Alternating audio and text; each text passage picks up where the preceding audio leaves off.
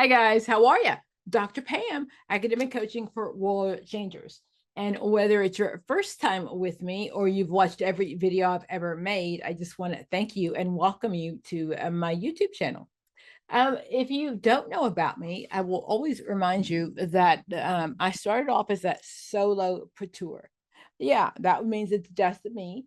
I released my first video for at least for teaching in December of 2018. I was going on Christmas vacation and I remember being terrified. Oh my gosh, will people ever watch my video? Will they say anything about me? What will they do? But I figured if I released it at Christmas time, no one would pay that much attention because it was Christmas. We come back. I took my kids and I go on a cruise for Christmas. That's our normal thing. We come back, and in January of 2019, we had like 500 views, and we're like, "Oh my gosh, 500 views, 500 views! Look at us, yay!"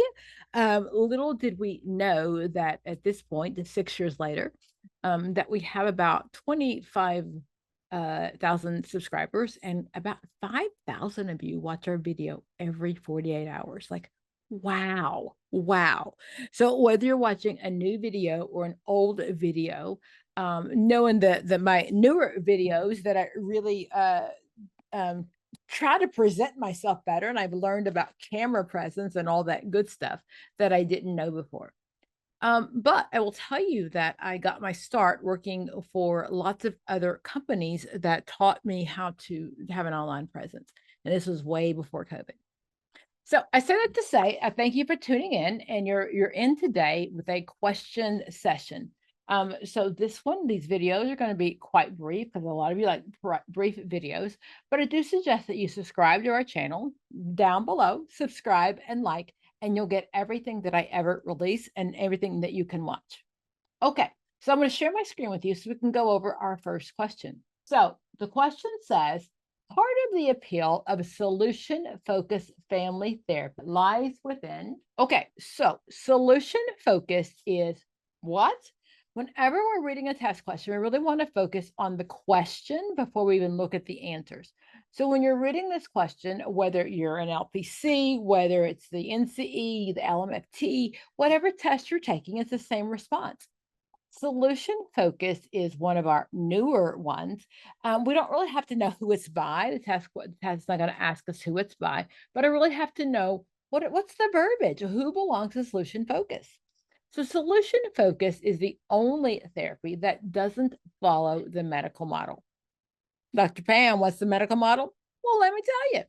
The medical model is how most therapies work. It really is like you go to your doctor, you go to your therapist, anybody, and you focus on what's going wrong. I got a headache, got a backache, whatever. That's how most therapies work. Solution focus focuses on what's going right. So, key terms that I'm looking for, the scaling question. The scaling question says, on a scale from 1 to 10 or scale from whatever, where are you now or where do you want to be? So if I go to solution focused therapist and I say, "Oh my goodness, I'm really depressed and I'm sad and I don't know what to do," he's going to say to me, "So, Dr. Pam, if the miracle happened, you woke up tomorrow, miracle question, you woke up tomorrow and everything was great. Tell me about your 10." So I would say, "Hey, right, my depression is lifted. At 5 o'clock in the morning, I'm out jogging, singing with the birds. La, la, that's my 10. That's my 10. I'm no longer depressed." So the miracle question is, if you woke up tomorrow and the problem was no longer a problem, what would it look like? So miracle question. Then the scaling technique says, what does my 10 look like? So I come back in next week and he's going to say, how close are you to your 10? We're not going to ask what went wrong. We're going to ask what went right. So we say that also means that I'm also going to look at then the accept question. So Pam, tell me, when is there a time that you're not depressed? When is the problem not a problem? I'm not going to recreate the wheel. If there's a time the problem's not a problem, I'm going to pick it. So let's figure out how we can focus on when the problem is not a problem. Solution focus is 6 to 8 weeks. It is very brief, focuses on the solution. So many of you take test questions and you've got this scenario, and you've got to figure out what's the best therapy to use.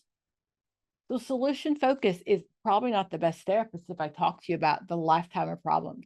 I talk to you about the things that in my past and things that have really affected me now. That's probably not the best therapy to use. Remember, research as focus says that our shorter term therapies work just as well. When we talk about therapies, when I first started in the field, I'm a trained psychoanalytic therapist. I know. I was trained that you could lay on my couch for 3 to 5 years. There weren't HMOs. I didn't have to submit a treatment plan. We really had to just say, well, the client feels better. Yeah, that was like 30 years ago, and we don't do that now, right? All of our goals are SMART goals. And if I say that I'm using solution focused therapy, 6 to 8 weeks, brief, focusing on the solution. So going back to my question, the question says, part of the appeal of a solution-focused family therapy approach lies in its what? Again, I spent time in my question. I understood what solution focus was, and it's a family therapy. Remember, no matter what I do, whether it's individual, family, group, community for my social workers, it's still going to be the same thing. I have to know what a solution-focused therapist would do. Let's look at all 4 of my questions. A, focus on the unconscious and its effects on present problems. B, ability to strengthen relationship boundaries. C, emphasis on extensive assessment of problem and diagnosis. And D, promise of quick solutions and easy to teach techniques.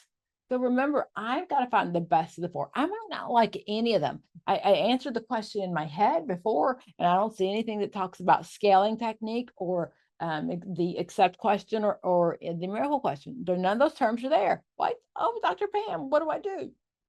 So again, when you tutor with us, the goal is that we're going to teach you how to know the big theories. We're not going to teach you everything. That's not our goal. We don't want you to know everything. We want you to know what you know so well that when you get to a question, you know what it can't be. Okay. So again, if you tutor with us or you're planning on tutoring with us, we always teach you to understand the question first. And then once I get it, we're going to rule out the 2 that no way and no how can be the answer. So I'm going to rule out A because I know when it says unconscious, ooh, that's a big that big clue. That belongs to Freud or any of my neo-Freudians, right? Something my subconscious, I'm sorry, my preconscious, subconscious is not a word that we use, my preconscious or my unconscious, and any kind of time I'm a psychoanalytic, old word, new word, psychodynamic, and the goal is to bring the things from the unconscious to the conscious.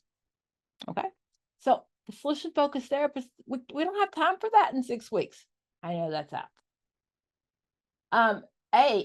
B says ability to strengthen relationship boundaries.